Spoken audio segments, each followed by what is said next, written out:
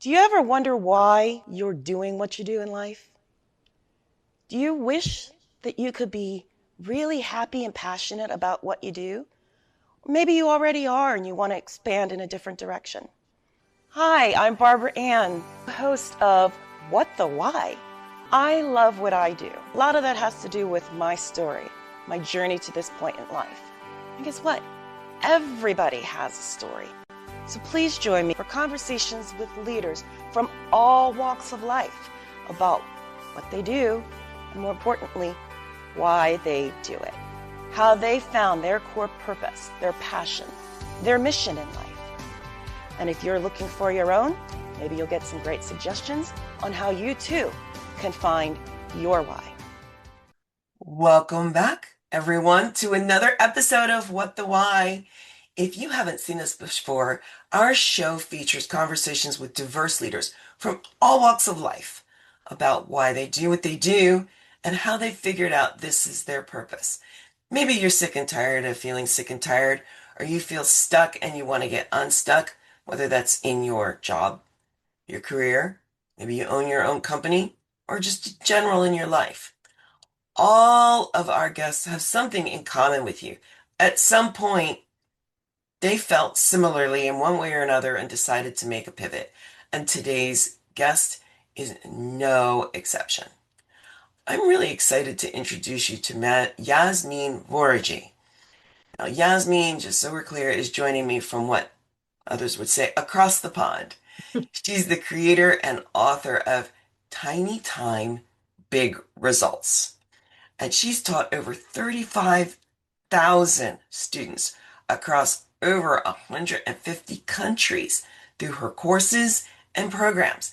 She helps experts, coaches, and consultants turn their expertise into a profitable business that works in 20 hours a week or less, which is really important for those of you who are on the fence and maybe working a full-time job, but thinking about going into entrepreneurship and just aren't sure how to get started.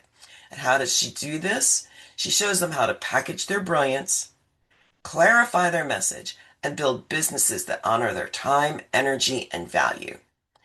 She's, in addition to all of the things that she's accomplished, she's a proud mom of three, wife to an Irish farmer, and Yasmin runs her business in just 4 hours a day from rural Ireland.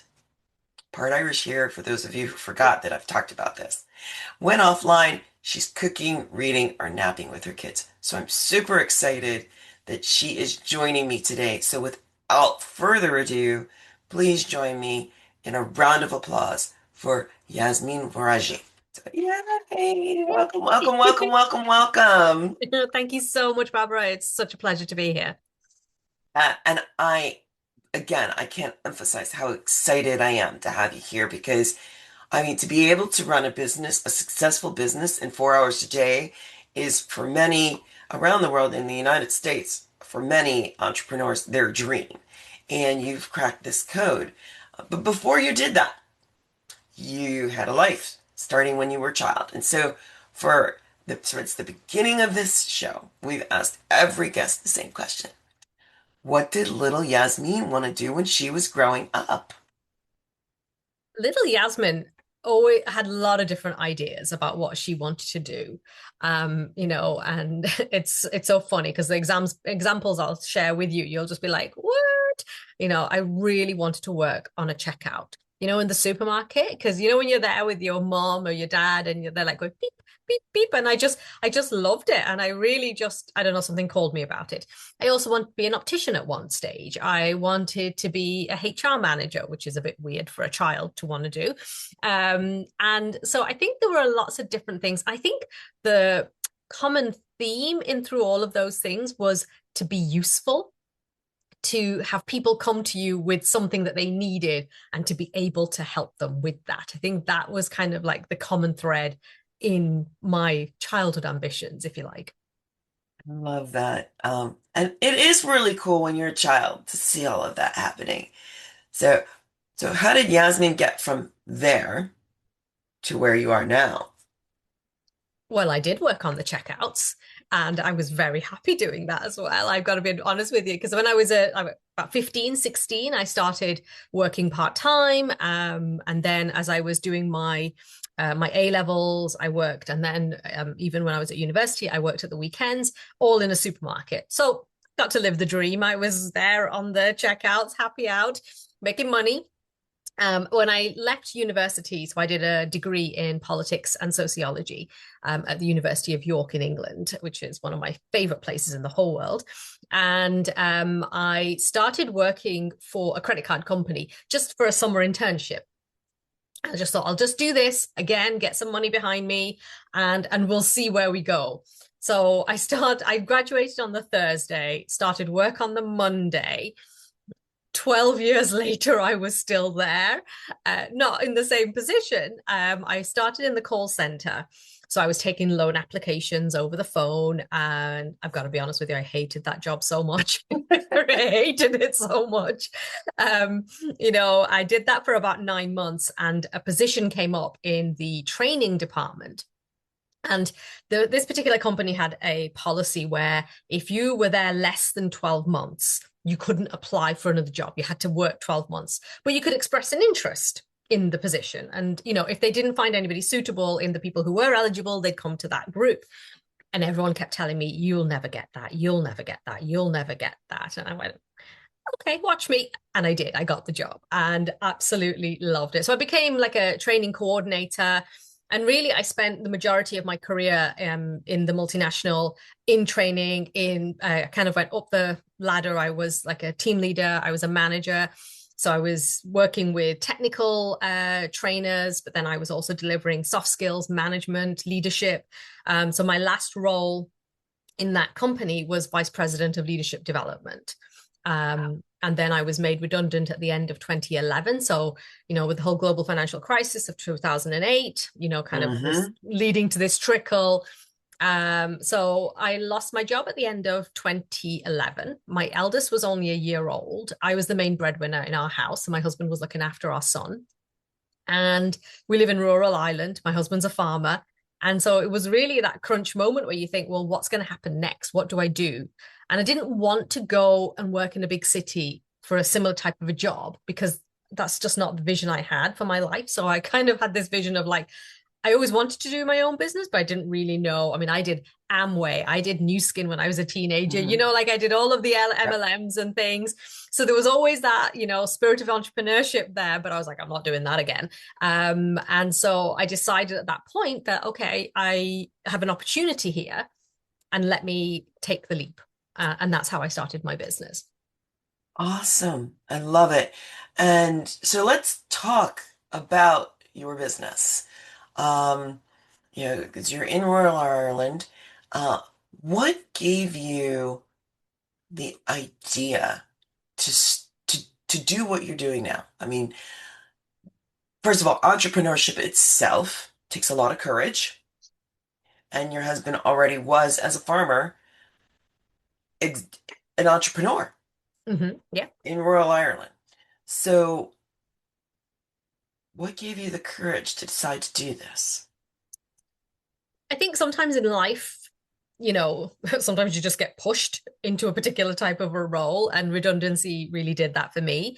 When I look back, I think, would I have jumped if I didn't have redundancy, or if that wasn't an option? And I don't know. I can't say for sure.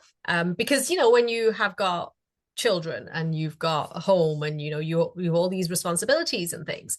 So, but I think sometimes life just works out for you and it just takes you down a particular path. And I will say that I did not have an idea, and as in, like, oh, I'm going to launch this new big thing. I just thought, I think I should just start my own business and sell my knowledge, sell my expertise. And that's kind of where I started with.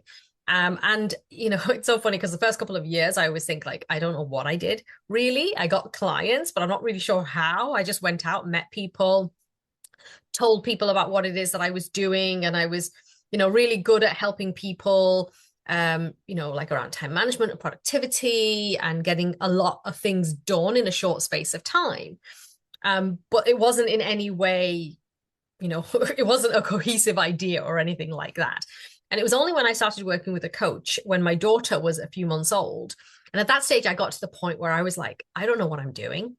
I am not good at marketing. I'm not good at selling. And, I was getting some clients, but it wasn't enough to, kind of make me feel like, oh, this is going somewhere.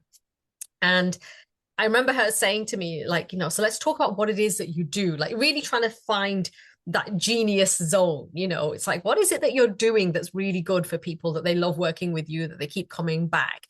And that's where Tiny Time Big Results was born, because she was like, you're really good at getting things done in short, it was tiny pockets of time. That's how she phrased it. And so that's when we came up with Tiny Time Big Results. So at the beginning, it was very much around time management, productivity, efficiency. But as I kind of like started going down that path, I was a little bit bored by it. Like that wasn't really lighting my fire. And what I really discovered was it's not about time management. It's not about productivity. It's not about efficiency. That's one part of it. But what I really noticed was, because when you do productivity and efficiency, it's like dealing with the symptoms. You're not actually dealing with the real issue. And the way I looked at it was, if your business is not structured to thrive and profit in 20 hours a week, 3 to 4 hours a day, then it doesn't matter how good you are at time management. It's not going to work. And so I started targeting the real issues. So things like your messaging, because really your messaging should be doing the heavy lifting for you. That is my opinion. That you should be selling offers that are leveraged, that are packaged in such a way that you exchange value, not time. Because if you don't have a lot of time, you haven't got a lot of time to sell. And so that just creates a ceiling of your income. Whereas if you're leveraged, and you offer packages that are based on value, not time, it actually is much easier to be able to make a healthy income, right? And then it was around, and so this is really my journey, because I was like learning about automations, I was learning about systems, I was learning about all of those things, like building the infrastructure of your online business, all the back end stuff. So all of those things, I was doing it for myself and teaching my clients at the same time to help them to do that. So really getting to the point where you think, okay, I can have a profitable business in 20 hours a week or less. And like that, a lot of my clients are parents. They are also not parents, and they want a lifestyle. They do not want to work full time. And they're really attracted to this idea of, well, if I could have it, why wouldn't I have it? Why wouldn't I work towards having this profitable 20-hour week business? Which is great, because for a lot of people here in the USA, um, we encourage entrepreneurs to actually start while they are doing something else, so that they have a steady stream of income, if Yes. that's possible. Of course, a lot like you. It's interesting, for those who aren't familiar, you've probably figured it out. Redundancy overseas, here we call it reduction in force, or whatever you want to call it. But the bottom line is, surprise, you may have been here for 10, 12, whatever years, and now you don't have a job anymore.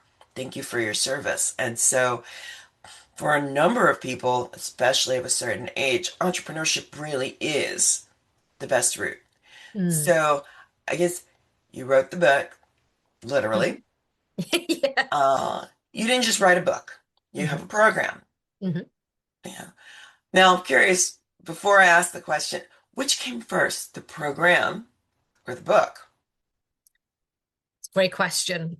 So I wrote the book, and it's so interesting, right? So I wrote the book in 2018, and I had this vision of writing a book, because I thought this is going to be like the best business card ever. Like, somebody reads my book, they're going to get into my head. This is before AI, so that book is fully written by me. They're all my words. It's like you can absolutely hear me speaking in that book. So I always had this vision of writing a book. And so I probably spent the guts of a couple of years writing little bits here, little bits there. And then at the start of 2018, that was like a significant birthday year for me. And so I was like, this is going to be the year that I'm going to do it. Right. And so I sent off one of the chapters to an editor just to kind of get her thoughts on it. And she sent me loads of questions back. And when you read something back and you just go, oh my God, I've written rubbish. I've written absolute rubbish, right? So I binned everything that I had written up to that point, which was about a couple of years worth of work. And I started again.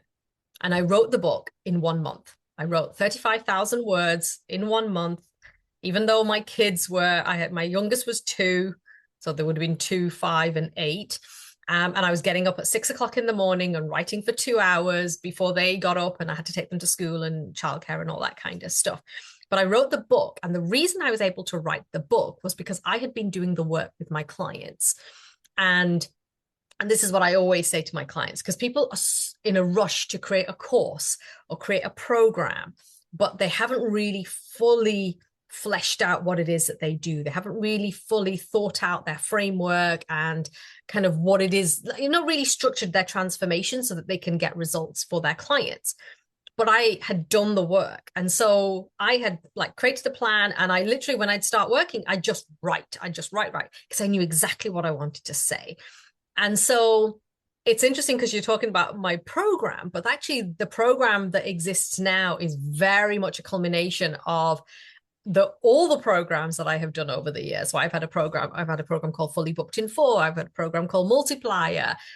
There's been iterations. So this is like the most evolved version of it. So whatever you read in the book still is there, but it's evolved according to me and how I've evolved over the years as well.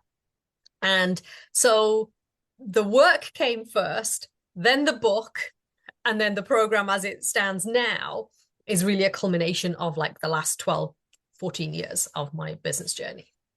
Okay. And what's really fantastic about that is it shows that you are a person that is constantly learning, growing, and evolving. Yes, absolutely. And that makes you that much more credible. Yeah. I mean, if you were standing on something that is now going to approach 8 years old, be like, okay, where's the continued growth? Mm-hmm. Yeah. And so I love that. Absolutely, the book stands on its own, but the program that you now offer, which is Rich by Design, which brilliant title, absolutely brilliant. Let's talk about Rich by Design. Mm-hmm. The ongoing evolution of your journey in helping other people get rich by design. Yeah. Tell me more about that. Yeah, absolutely. I'd love to. So one of the things that has been really part of my evolution is understanding that strategy alone cannot get you the results that you want. Okay. And I think a huge part of my earlier journey was very much about strategy, learning the strategy, implementing it, getting results, tweaking, revising, whatever you had to do. But I think every business owner, every entrepreneur comes to that point where they're like, I'm doing all of the things, but I'm not getting the results that I really want. Why is that? What's the block? And so the way that my work has evolved now, that it's not just about the strategy, but it's about the subconscious. It's about the beliefs that we hold. It's about what we believe is possible for us.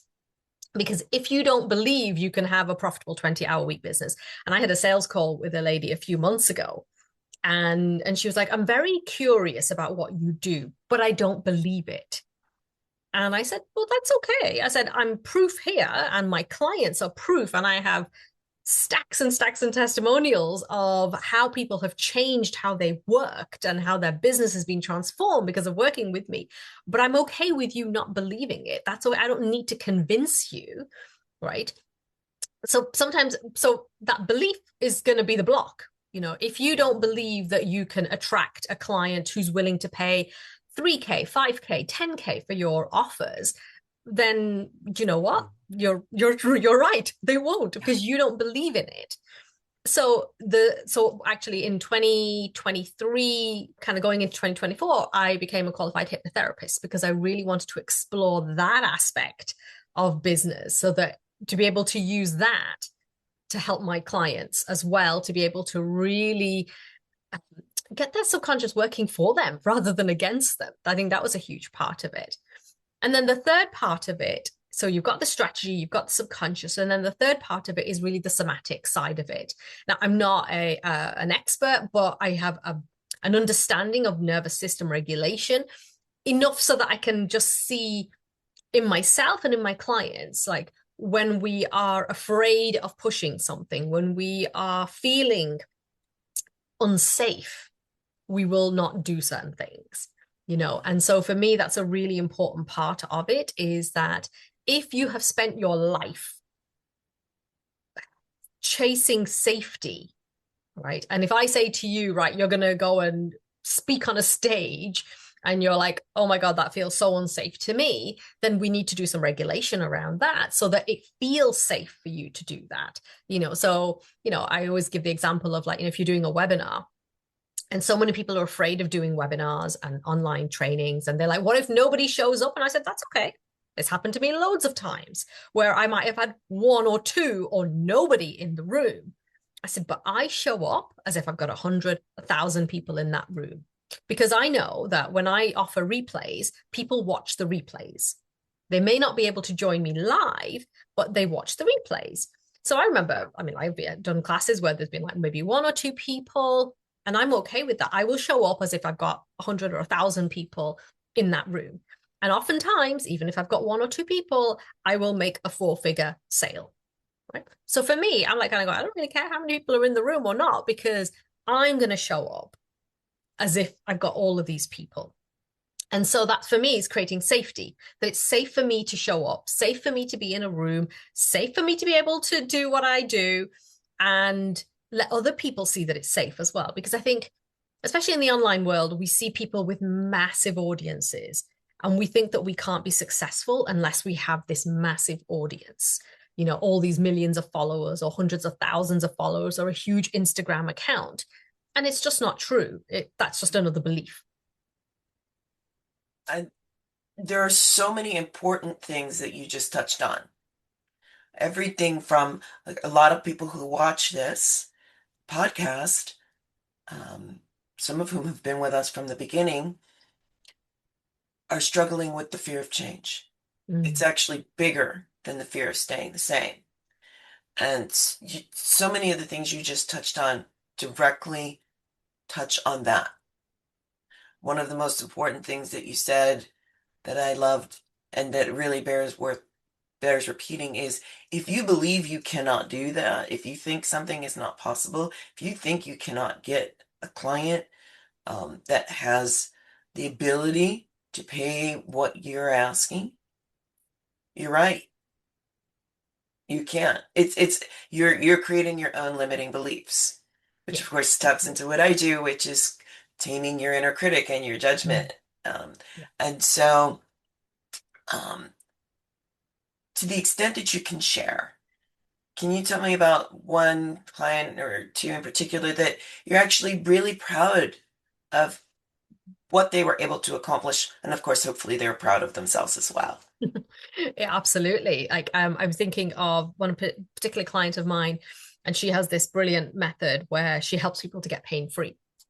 But when she came to work with me, she really didn't believe in her. She believed in herself, as in her ability and her program, but she was just like, I just can't get it out to people.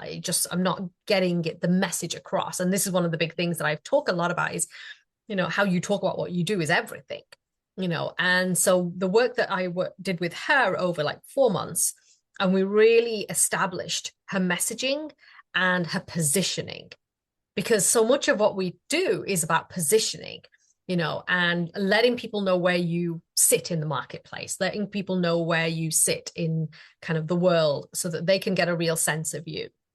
And why it's really important. Like, I worked with a career coach years ago. She was one of my clients, and she was this brilliant woman. And I said to her, what did you do before you became a career coach? And she's like, oh, I was a solicitor, so a lawyer for 20 years. And I went, oh, so interesting. You never once mentioned that.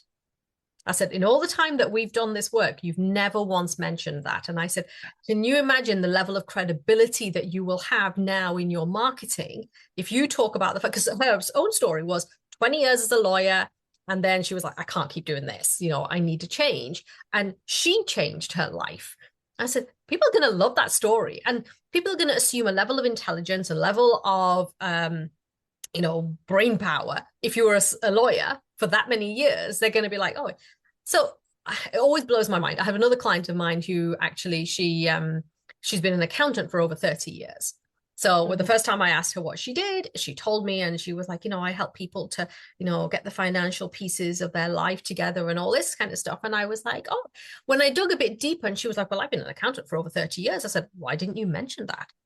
I said, Yeah. because, when you say like, oh, I help you to put the pieces together, I said, that's great. I said, but for me, that credibility of knowing that, for 30 years you've been doing this work, your stuff. I'm not saying it's always about the length of time that you've been in something. Like I've been in training and coaching and leadership development for nearly, so it'd be like 26 years now at this stage. Yeah. And I'm like going, where did that all, how did that all happen? But it's important for people to know that, I did my coaching certification back in 2007, 2008. I did my NLP in 2003. I did all my HR qualifications. I have done all of this work. So Hmm. when I stand in front of you and tell you all of these things, this is not just me making stuff up. Yeah. This is lived experience. This is lived knowledge. And this is, that's my passion is I love learning and then saying, right, okay, how can I show you how to use it? Because I've done it myself. So I think that, so going back to my earlier example of my client who had this pain-free method, we really worked on her messaging. We really worked on how she was showing up. I think that was a really important part of it because you can show up without conviction, without a Mm. certainty, that your work is really good. And we really shifted that for her. And she was able to secure an interview with an influencer in her field. He had a massive YouTube following, I think like over 100,000, Wow. 150,000 subscriber list. And so she was able to get an interview with him. So he interviewed her for his show. And we made sure that we had all the pieces lined up. This is for me really important. It's like when you think about a breadcrumb trail. So I call it the digital breadcrumb trail. It's like, how do you get people to kind of like find out about you, then like love you and want to come and work with you? So we made sure all the pieces were there so that when she got this amazing opportunity, that she was able to capitalize on it, right? So she had this interview, and I remember literally like 24 hours after the interview had gone on to air, she was like, oh my God, she says, over 100 people have signed up for my lead magnet. I've got like 10 different consultations booked in. She had 3K clients booked. And I think that month she had her first 10K month that she was like, I've never made this much money in all my life. And this is just utterly transformative. And she couldn't believe it. And I was like, you've done the work. You positioned yourself beautifully. And she was like, yeah. And I said, and own it. Like say, you can believe it because this is just the start of it. And I'm always a little bit hesitant about using the 10K month kind of messaging because that's not necessarily going to be everyone's experience. But she had a program, she had things in place that enabled her to be able to capitalize on that. And that's the work that I do with my clients is really helping them to get those pieces in place so that they have got that solid message. And I think for me, one of the most exciting parts of my work is I have a gift of being able to see what your zone of genius is and what your business should be based on. People say, like, I don't know what my niche is. I don't know what my thing is. I can just have a conversation with you and I can just my own little process in my head and I can go, I think that that's what you should do. And then I know how to position it so that you can attract premium clients. And that's a big part of Tiny Time Big Results. If you've got premium clients, and I think of premium as anything over 1K, right? I know some people might say 10K. For me, it's 1K. But if you can attract 1K plus clients, then you don't need that many clients to have a healthy income. If you're doing this as a side hustle and you just want to know that this can work, like that's huge. So imagine your messaging and your positioning already attracts those people. Then imagine that you have this beautiful offer that really helps your client get an amazing result, because that's what we're here for. We're here to help people get results. And then you have a beautiful system that does a lot of the heavy lifting for you.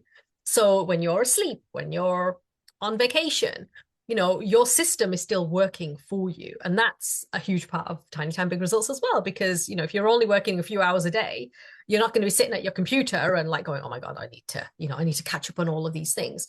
You have a very specific rhythm that you create in your business. And that's really what we do in Rich by Design is we really work on that messaging, the offer suite, so that you've got people coming into your world at different levels, but you're also building pathways to your offers. And then, the way I look at it, if your offer is the destination, our job as business owners is to build that pathway. And then once those pathways are built, then you just add traffic to it. You just get people, more eyeballs. And so it just simplifies everything. So, Tiny Town Big Results is very much about simplicity and really amplifying what works. Amen. That's the best way I can say it. Amen. And so as we wind down, there are, as I pointed out earlier, a lot of the people that are watching this, the fear of change is still bigger than the fear of staying the same. Mm-hmm. And so, what advice would you offer to them, recognizing that you don't know their situation? So, advice is, what it is. Everybody has their own lived experience. But what advice, generically, would you offer to them in terms of overcoming that fear of change?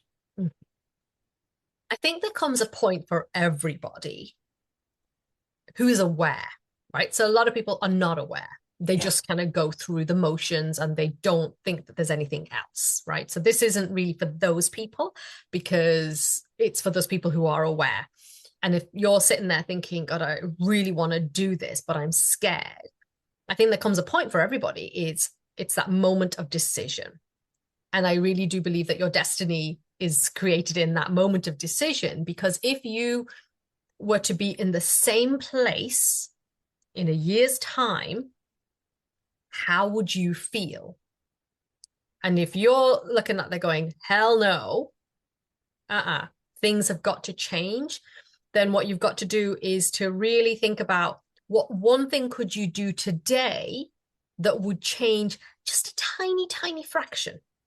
It's like when you think of like when the trajectories change when pilots, when they're flying, if they just go 1 degree and it just takes them in a completely different direction. So I'm not telling you to jump.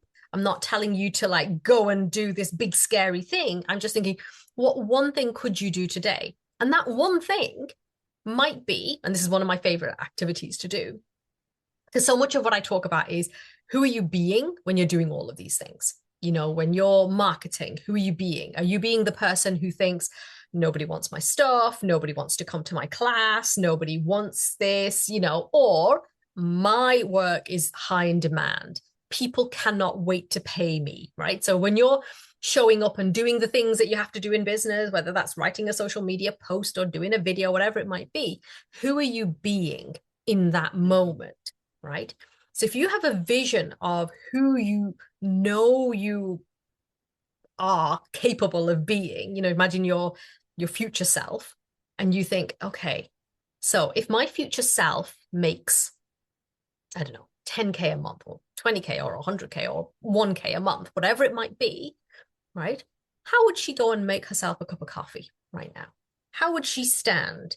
How would she answer the phone? How would she write that post? If she knew that she was going to get 15K banked this month from clients, but she didn't know where they were going to come from, but she just knew she had this certainty, or he had this certainty, how would she write that post?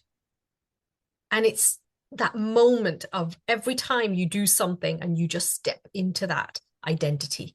And so much of what I do now is around identity, because you can't create the same result, or you can't create a different result rather, from the identity that created all the other results that you're not happy about. It actually does require a shift, but that shift doesn't have to be this massive painful thing. It can just be in one moment, and just for today, pretend today that you are, you're highly in demand and that your business is absolutely booming. Just for today, let's just pretend. Mm-hmm. Perfect way to end our time together. Now, all of your social media contact is going to be included on the different platforms where people are watching and or listening to this particular episode. But for those who are listening and want to know right away, what is the best way for people to connect with you or contact you? So you can contact me on any of the social media platforms like LinkedIn or Facebook and Instagram. But I would highly recommend downloading my free guide. In our talk, I talked about the digital breadcrumb trail. And what I've done is I've created a guide that shows you exactly what you can actually put into that digital breadcrumb trail so that you can start building that amazing infrastructure so that it does the heavy lifting for you. So if you go to my website, yasminvorajee.com, and I know that is not an easy name to try and spell, but if you look for tiny time, big results, you'll find me. And download my free guide. It's called The 5 Assets. And this is going to really help you to actually attract clients, and it's going to work on your behalf. So I would highly recommend doing that. But absolutely get in touch with me, or you can even email me, support@yasminvorajee.com. I love hearing from people and tell me what it is that you're working on. That's awesome. Yasmin, thank you so much for joining us from across the pond Oh, in thank you so much. It's Ireland. been a pleasure. Oh, same. And I would, when you write your next book, you absolutely, we want you to come back and talk about it because I hear the makings of another book and some of the things that you say. Absolutely. It's there. It's working away. We're not there yet, but we will be. Yeah. Well, and exactly, but you will be. And Yes. if you can write a book that you've already written after working on something for years in 1 month, imagine what you can do. Absolutely. Yeah. I'm excited about it. I don't know what it looks like, but I'm excited about it. Awesome. So thank you again for your time, for the wealth of information that you shared with our audience. And to our audience, thank you as always for listening, viewing, watching our show, liking and sharing it. You have so many viewing choices these days, and we are so honored and thrilled that you chose to watch ours. And if this information is helping you, please share it with somebody else that might benefit from all of the amazing brilliance of guests like Yasmin and our others. And for those of you that are maybe watching this for the first time or still trying to navigate your circumstances, tune in again for more illuminating, interesting, and educational conversations with guests such as Yasmin, who went through a lot of pivots to recognize what her purpose was, and she found it, and she's living it.